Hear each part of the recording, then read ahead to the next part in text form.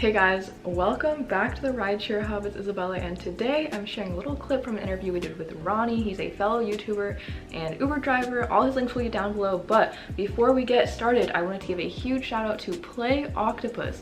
Play Octopus is a company that gives you a tablet completely for free to put in the back of your car if you're an Uber or Lyft driver. Riders can play games on there, and in turn, you can get up to an extra $100 per month, so I definitely recommend getting one.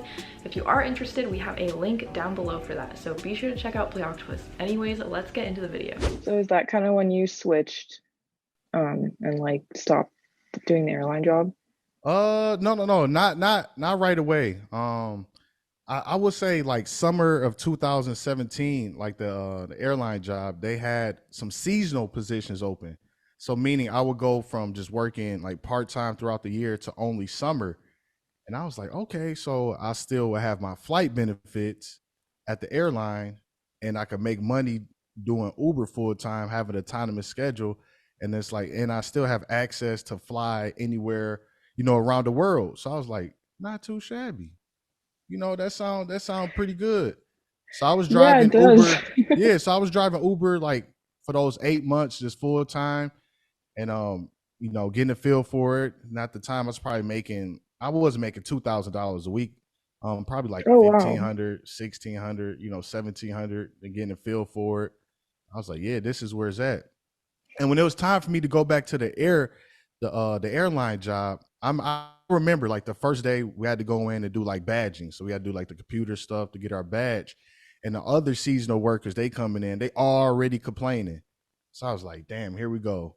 So keep in mind for that 8 months, it was all me, me, my own mindset. I didn't have people negative opinions or, you know, just yeah, the whole negative like disease that like once you go into a certain like work environment, you know how it is. People just complain, and then that takes a toll on you. I didn't want to hear that, and they messed up my schedule. So I was there for like 8 days.